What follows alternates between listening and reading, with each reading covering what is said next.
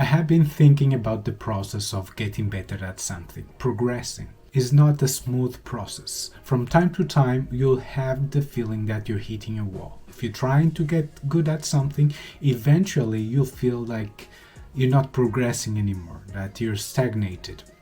And that's something that I'm experiencing as well. Years ago, I decided to change my career, and in the beginning, I was getting some results, and eventually I felt that I started to hit a wall. In my case, it was marketing. I realized I lacked the skills, all the skills related to marketing. So I've been lately studying that. So I thought I would make a video about 3 things that are very important when you have the feeling of hitting a wall. One of the things that is most important is to realize that we might be really good at something, but that doesn't mean we're going to be good at all the things. And that is a typical mistake, because we might feel confident in a certain topic, a certain field. This is something I observed a lot when I was in science, working in research, that because someone was so good, probably the best in the world at a certain field, a very specific topic, many times would be overconfident talking about other topics that he or she didn't know so much. And that was obvious. Although I observed that mistake, I make that mistake as well, as do all of us. So how do you deal with that? First, you need to be aware that that is happening and realize that, in my case, although I might be good at dealing with stress and anxiety, when it comes to marketing skills, I know nothing. And to assume that I'll learn fast that, or automatically everything will fall into place with affirmations or wishes or whatever, would be foolish. And indeed, that's what's happening. I realized that is not good, and I had to do something about it. Then there's the second thing. Once you realize that, you might be overwhelmed, as I was when I started researching. You go on YouTube, you look for marketing tips, like there's thousands of things that you can watch, you can listen to podcasts, you can read books, and it's very difficult to understand what is good information or not. So the second thing I want to tell you about is about finding someone that makes sense and sounds like a trustable source.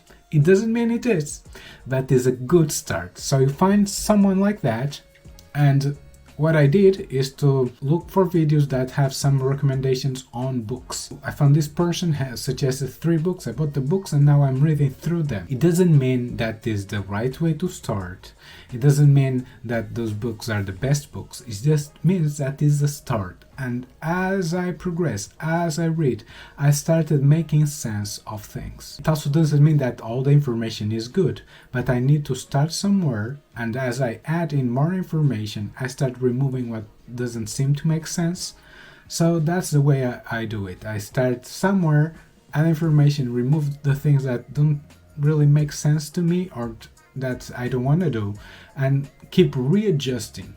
But the important bit is to start. And another important thing is that as you do this research, you start making a list of the people that you believe in, that you trust. They really sound that the things they are sharing make sense. They are not just trying to sell something. And for each topic that you're researching, you can make a list of the people that you trust on that topic, that you can go back to if you want to learn more. So this is a process that I usually do. It all started when I was playing quite a bit of guitar, learning music. There's also a lot of information on the topic. I always did it like that. I'll find someone that was teaching certain technique or certain concept and see if it's a trustable source or not. And then anytime I wanted to learn more about a certain guitar topic, I'll go directly to that person and see if there was already content available on the topic, and so on. The third thing you need to do is to actually test what you're learning. Whatever skill you are learning or you're mastering or getting better at, then you need to apply it. I see this in a bit of first you acquire, so it's something that comes in the information, and then you need to put out something. That will also enable to learn much better and much faster the information. As you're trying to explain something, as you're putting it into practice, as you're taking action on something, that really will make a difference in your brain. Everything will start being more structured. If then you want to teach the skill yourself, it will be easier because you're used to not only taking in but also putting out. Now here is very important that you're not afraid of failing. Many times fear is the thing that holds us back. So we can get stuck in the cycle of one more video, or maybe a new skill will do it, a new book, a new this, a new that. Get stuck on that and it's a cycle that never ends. So we need to, as soon as possible, put something into practice. If there's fears, there's insecurities, so be it. It is okay. It is fine. We can tell that to ourselves and just test it. If what you're trying to do is too overwhelming, is too big of a project, break it down in little steps, and it's the same thing.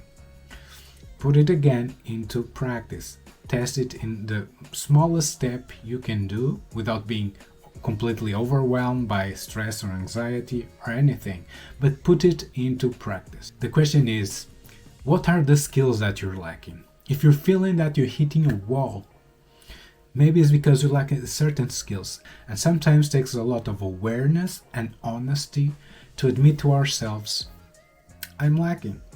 I don't know how to do this properly. I've been trying the same thing over and over again and it's not working anymore. And look, this can be a skill like marketing, I'm talking about that, can be related to working out, lifting weights, exercise. It can be at your job, it can be conversational skills even. Whatever it is, it's about looking in the mirror and really being honest about what we're seeing in the mirror. I'm lacking this skill. So for you, what is the skills that you're lacking the most and that can make the biggest difference in your life right now? Start with the one that is really holding you back. Many times we have a list of things that we want to learn, and instead of starting by that big piece that is the hardest, we start from the easiest one. Try to detect the biggest piece. What is the skill that makes the biggest difference in your life if you learn it? And start with that. Thanks for watching the video. If you like this content, like the video, subscribe my channel, and see you in the next video.